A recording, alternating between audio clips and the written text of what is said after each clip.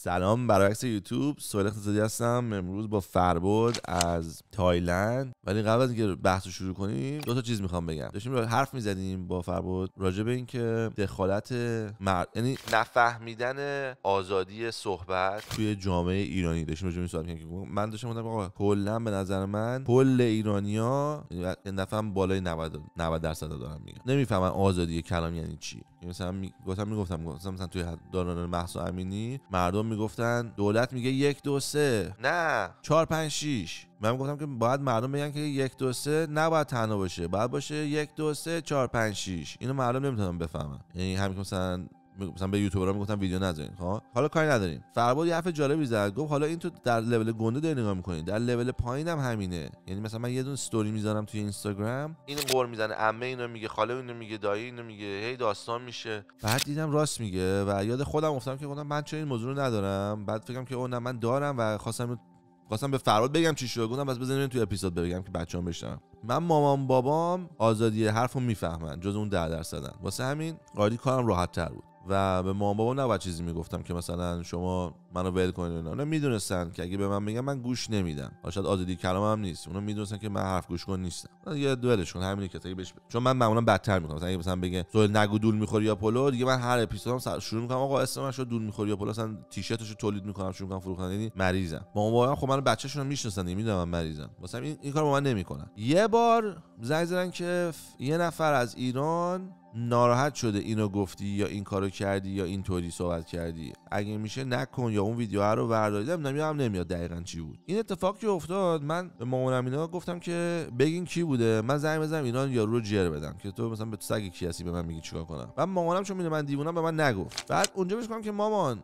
شما بشو فایروال بنده، چون آدمای ایران حداقل اونایی که دور و بر منن اکثریتشون آزادی کلامو نمیفهمن. من نمیخوام با اینا بحث کنم و داد بزنم سرشون عصبی بشم. کسی اومد به شما گفت، من نمیخوام از دهن شما بشنوم که فلان کسک اینو گفت. شما بشنوین اینو به جهنم. اصلا بدون وقتی به من میگی من جواب به جهنم، دیگه به من نگین. این تموم کرد. یعنی خانواده وقتی میاد قور میزنن، کسی تا حالا هیچ کسی جرئت نداشته بیاد به خودم بگه. همه میرن به این ور اون ور میگن، به خواهرم میگن، به مامانم میگن، به بابام میگن.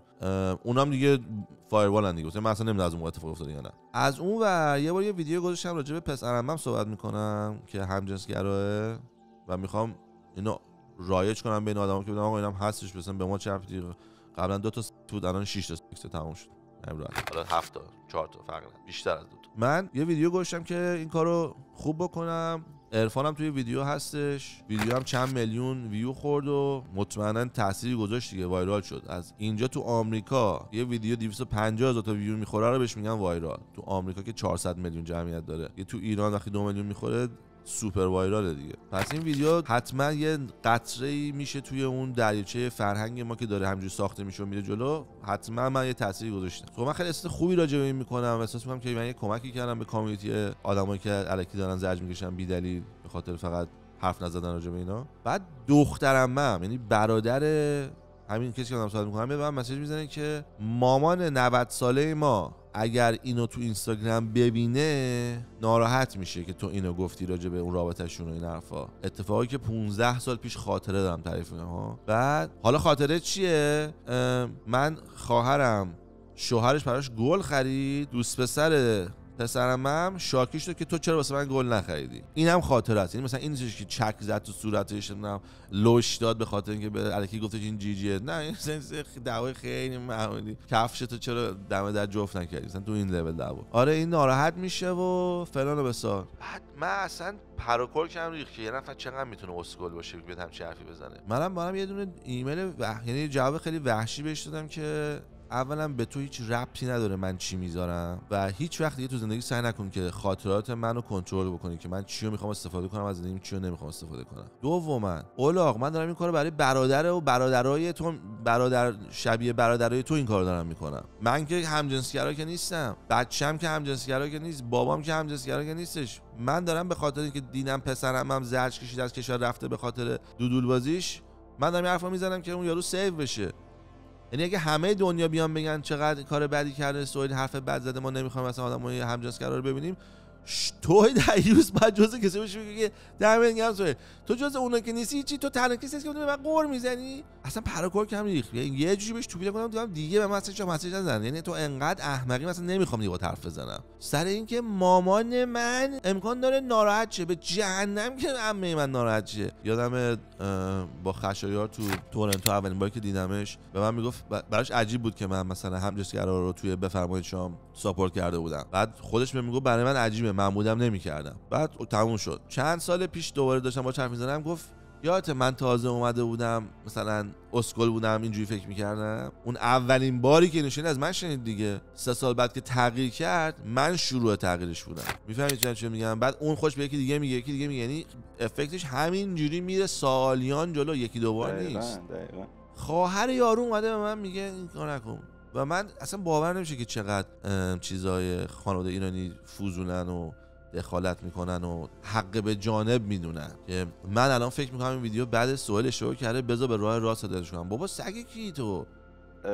من تا همین دیشب پریشب فکر کنم دیشب بوده یه دونه ویدیو آپلود کردم. آخه توی تایلند تقریبا یکی دو هفته پیش ازدواج همجنسگرا آزاد شدش، یعنی تصویب کردن قانونش، یعنی دیگه کلا همجنسگرا میتونن با هم ازدواج بکنن، یعنی مشکلی نداره. به خاطر همونم یه جشنی گرفته بودن، یه فستیوالی گذاشته بودن که فکر کنم همه جا بود، حتی کانادا هم خیلی جا، لندن، کانادا، حالا پاتایا، بانکوک، تایلند که خیلی فستیوال بزرگی برگزار کردن. خلاصه ما اینو رفتیم یه ولاگ گرفتیم، یه ویدیو گرفتم، بعد ادیتش کردم و گذاشتم داخل یوتیوب. همین دیشبم بود گذاشتم داخل یوتیوب.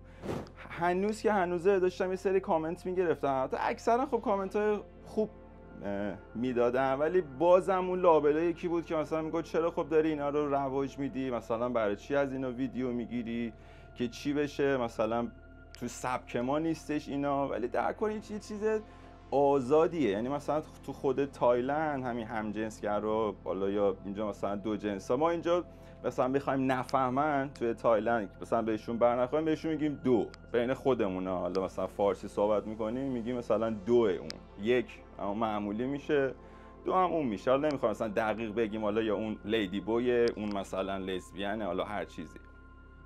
همون که بهشون میگیم دو، یعنی میخوام بگم که خیلی مسئله باید راحت قبول کرد، اینو اصلا چیز سختی نیستش، میشه باشون ارتباط برقرار کرد. من حتی باشون مصاحبه هم کردم. یه سری فکر میکنن اصلا اینا آدمای خطرناکه، مثلا لیدی بویایی که داخل تایلند هستن میگن حتما اینا دزدن یا هزار تا فکر میکنن، ولی اصلا هم اینجوری نیست. بالاخره همه جا خوب و بد داره. فربا قبل ویدیو به من گفت حداقل حالا با 20 از این لیدی بویا بوده، اصلا نمیفهمی فرقش بین دختر و پسر. نه نبودم با تا لیدی بوی نبودم، ولی در کل یعنی بالاخره اینجا زیاده میبینی. میدونی چی میگم؟ تو پاتو از در بذاری بیرون. من تو ویدیوها میبینم پراکور کم میزنن قفاش کردن. اصلا میگم خیلی زیادن. بعد یه جوری آرایش میکنن میرقصن، اصلا یه حرکتایی میزنن.